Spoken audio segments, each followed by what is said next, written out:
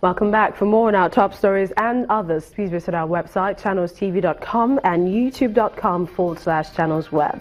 You can also watch us on the go on your mobile device. Log on to m.channelstv.com or download the Channels TV app for Android, iOS and Windows phones from their respective stores.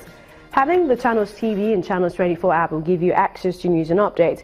You're also able to be part of the news. Just install the app, then tap and swipe to reveal the eyewitness menu and follow the instructions to share those pictures, videos or news of happenings around you.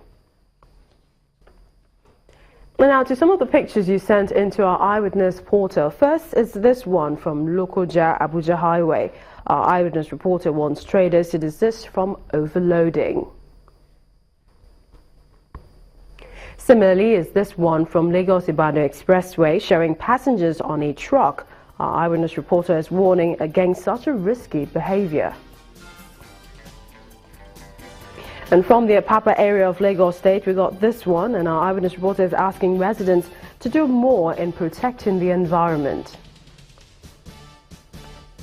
However, this came in from Ikodo area of Ikeja, the Lagos State capital. Our eyewitness reporter is warning residents against blocking the drains with waste. Many thanks for sending in the pictures, and we ask you to keep them coming.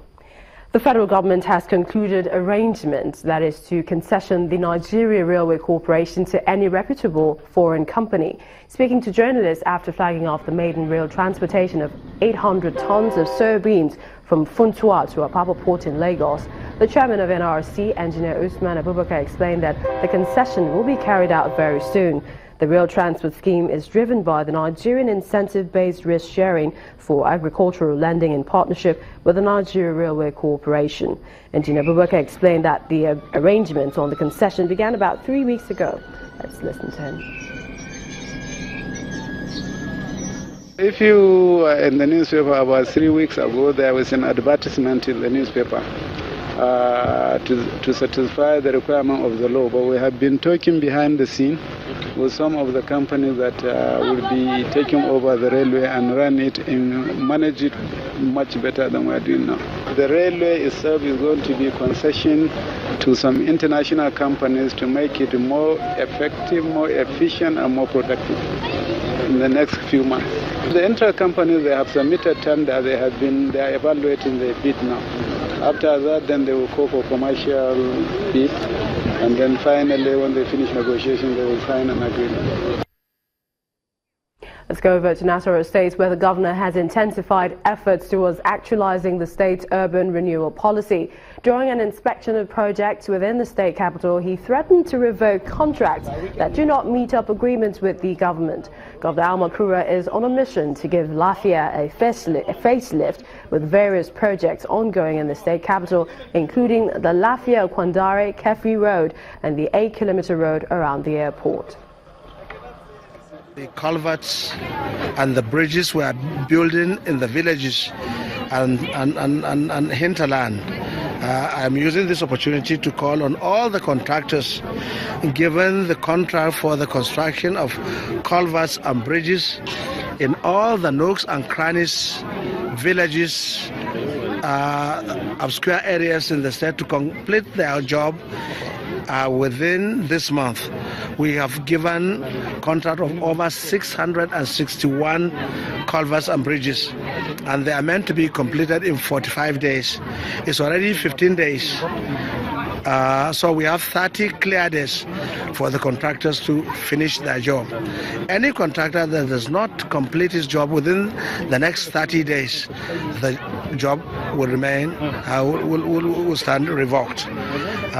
We are doing this so that we will bring score to the people of the state, because a lot of villages are cut off during rainy season. We have taken clear statistics about all those waterlogged areas where people in the villages find it difficult to cross to other villages. Governor Tanko Al-Makura, Nasarawa State Governor there. Participants at a town hall meeting to encourage citizen support for the war against corruption have called for more punitive sanctions against corrupt officials. They made the call at the event, which held in the Edo State capital, Benin City, where they advocated for a more vigorous utilization of the Freedom of Information Act to encourage better citizen participation in the war against corruption. Assembled here for this town hall meeting in Benin City, the Edo State capital, are civil society activists, officials of anti-graft agencies in Nigeria, as well as lawyers. It's meant to encourage citizen support for the war against corruption in Nigeria. A arm or tier of government cannot fight corruption alone.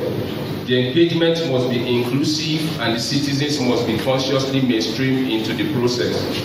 Therefore, the Clean Foundation recommends serious advocacy about a robust implementation of access to information law, that is the FOI Act, an unbiased prosecution of perpetrators of corruption, and the passage and strong implementation of anti-corruption legislation in Nigeria.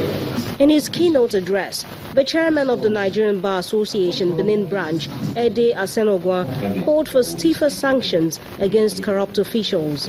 It is also important that prosecution agencies and organs carry out thorough investigations before packaging their corruption cases for prosecution. It is worrisome that most corruption cases are started and concluded on the pages of newspaper and social media. We hear of arrests, we hear of arraignments, sometimes we hear of discharge. We hardly hear of conviction of the accused persons. This is a worrisome aspect of our anti-corruption fight. I believe that without the enforcement of clearly punitive sanctions, the fight against corruption remains a joke. An official of the Economic and Financial Crimes Commission, EFCC, is confident the agency is making steady progress against corruption. The fight of bringing the corrupt to justice is not a one-day fight. There are processes, there are procedures, and the EFCC is doing its bit. If we have any issue, any matter against anyone, we take you to court. And you will agree with me that the EFCC cannot be the accuser and the judge in his own case. There is a system, and the system has to run its course. And honestly speaking, there are convictions here and there. Even the politically exposed persons, they are being convicted. Though Nigeria in 2016 occupied the 136th position in the Transparency International Corruption Report, this gathering is certain more needs to be done to remove the country from the ignoble position. And news across Nigeria continues in just a moment.